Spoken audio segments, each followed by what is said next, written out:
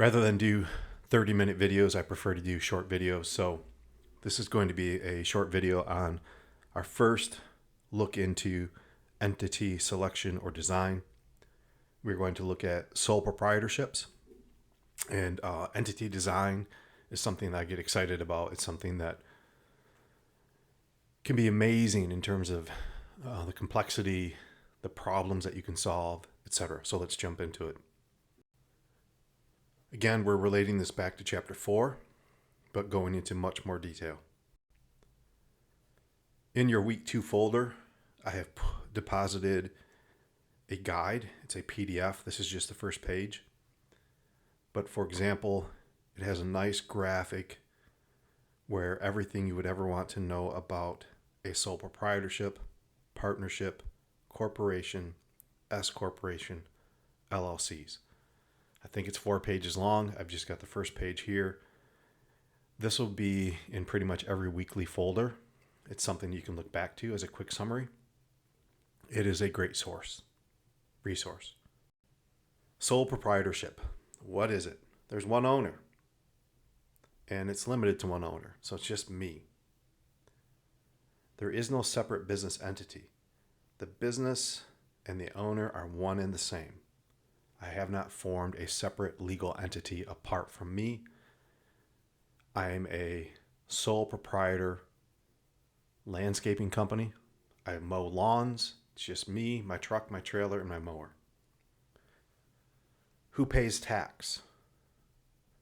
There's no separate business, so any tax liability is paid by me, the owner, not the business. How do I form a sole proprietorship? Actually, you don't. You just start doing business. There's no legal requirement. I mean, there might be licensing requirements for your individual activity, but let's assume your business doesn't require a license. You can just start doing it.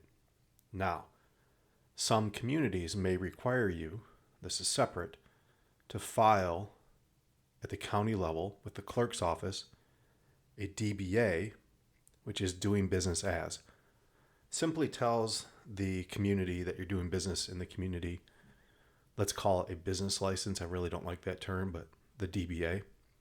But again, a DBA is not a separate legal entity. It's just giving notice to the community that you're doing business there.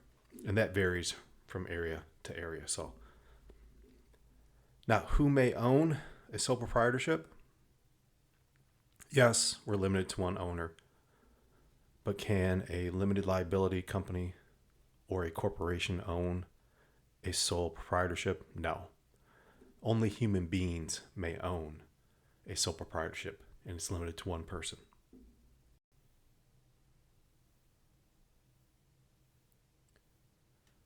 Owner liability, sole proprietorship. It's unlimited. So, big negative, $sign. If in the course of conducting business I injure someone or injure property, I am personally responsible for all damages. What if I need to raise money? I want to grow my business, want to buy a second truck, second trailer, second, third, fourth mower. How do I do that? Well, I can't sell stock because I don't have any stock. It's just I own the business. There is no stock with a sole proprietorship. So I would have to actually go out and get a loan, and that's going to be based on my individual credit history and credit score. What about the profit and loss? Where does that go? It goes to the owner. So if I have a $10,000 profit at the end of the year, I pay tax on it. If I have a full-time job and I have a sole proprietorship as a side business and I lose $5,000, I actually can deduct that $5,000 from my W-2 income at my full-time job. That's how many people start businesses. They can use a side gig like this to offset income from their primary job. What about self-employment tax? This is a fun topic. That's kind of a joke. But let's look at self-employment tax, or SE. Self-employment tax totals 15.3%. What is it? 7.6, it's 12.4% Social Security down here. And so Social Security tax, and 2.9% Medicare tax. If you have a job currently and you are a W-2 employee, your employer pays half of that 15.3 or 7.65. And you, the employee, have withheld from your payroll, your paycheck, 7.65. When you are self-employed, there is no employer, so you actually pay both sides. And so rather than paying 7.65% in self-employment tax, you pay the full 15.3. That actually adds up pretty quickly because as a self-employed person, there's no withholding that's being done. You get $1,000 from a customer to do the job. That's $1,000. You pay your out-of-pocket expenses. But you don't make necessarily deposits with the government and pay tax as you go along. Very often you end up just paying the tax at the end of the year when you calculate profit loss.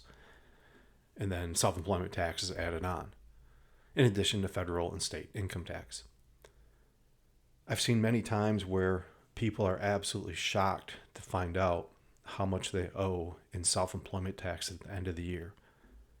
So if you are not a disciplined person in terms of finance, sole proprietorship can get you in a lot of trouble because you may spend the profit, get to the end of the year and find out that you owe $15,000 or $20,000 in total tax and you don't have the ability to pay the tax. So sole proprietorship, super easy to start. You just do it.